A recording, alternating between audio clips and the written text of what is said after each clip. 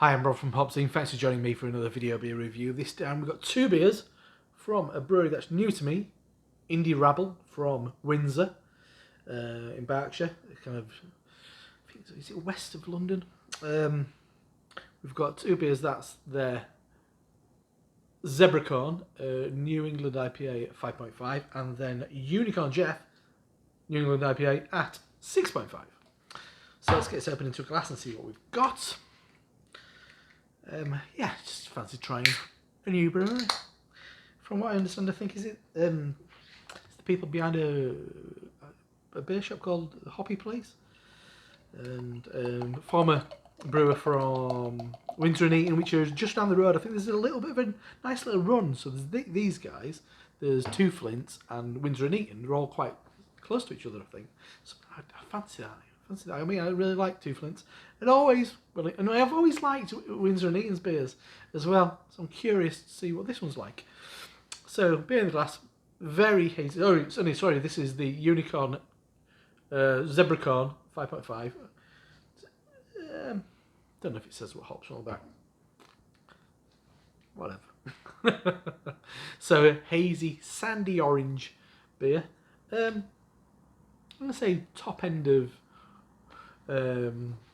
Haze for Days.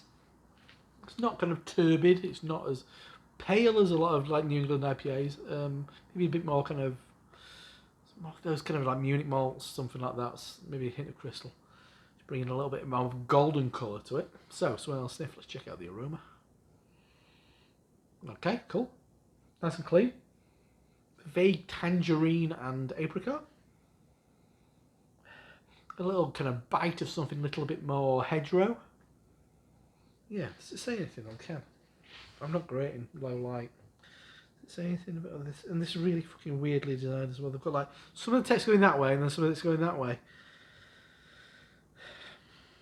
As a graphic designer, I spot shit like that. No, can't see anything about. Oh, it's got tasting notes on it. Its contrast is poor. My eyes can't fucking cope with that. Anyway, less of that fucking around. Let's anymore. A little bit more sniffing. It's fucking shambles this review already. Yeah, kind of sweet orange. Smells decent. Let's dive in. Doesn't smell specifically New England. It smells a little bit more West Coast, old school, kind of like California, kind of pale ales. Anyway, let's dive in. Cheers.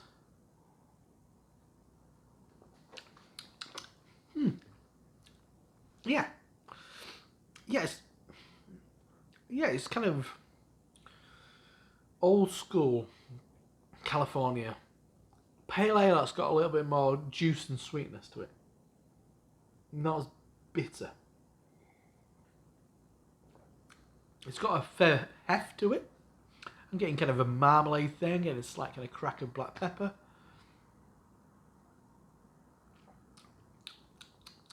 I mean, it's perfectly nice.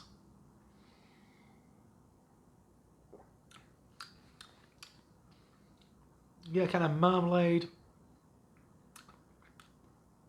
Hard to put my finger on, really. When I think of New England IPA, this is not what it tastes like. This is, I suspect they're using like a more of a Cal Ale yeast, maybe a blend. It's not like a London Fog. It's that kind of thing. It's soft.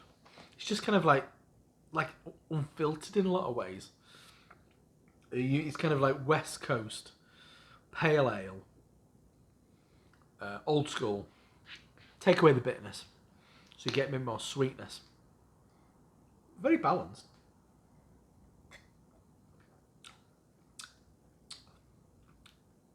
Slightly honeyed. I mean, it's perfectly drinkable. I bet that's lovely on cask. Yeah. So that is Zebracorn from Indie Rabble. It's 5.5% ABV. The next one we've got is Unicorn Jeff, 6.5. So let's get this one open. Once again, New England style IPA. Yeah, it's kind of something that's generally quite old school about that last one. I wonder if this follows suit. Yeah, maybe a hint of crystal, maybe a bit of Munich malt, something slightly more toasty, not uber pale, kind of stripped back. Actually, not as hazy as the previous one. Paler. I mean, you're getting it looks more golden to you. To me, it is like a pale, peachy colour. Once again, top end of haze for days. Definitely not what I think as New England IPA. It's just call it modern. Just call it IPA these days. I mean, it can be wherever it wants, but I'm not. From appearance, it doesn't look like New England IPA. Not as hazy, not as murky, not as pale as a lot of them. But yeah, kind of like a radiant gold. Similar, maybe. Actually, I'm going to say it's paler than the other one. Similar. Probably similar malt bill. So, swirl and sniff. Let's check out the aroma. Yeah. Similar. Maybe a bit more grapefruit in this one. And pineapple. Maybe gooseberry and white grape. So something a little more sharp and in that direction. It's a bit kind of dried. I mean, I won't be surprised if they're using dried yeast for this.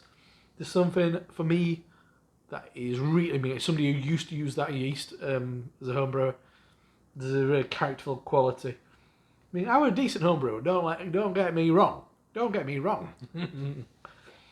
I've had the cast of characters, the great and the good, come and brew with me.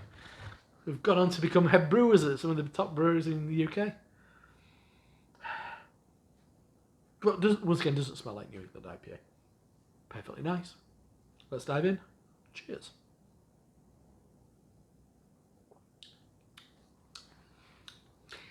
It's a bit cleaner. It's a little bit more dried out. It's more on the kind of, I'm going to say it's slightly savoury, slightly floral. Pineapple, definitely pineapple. If these are core beers, they're really solid core beers.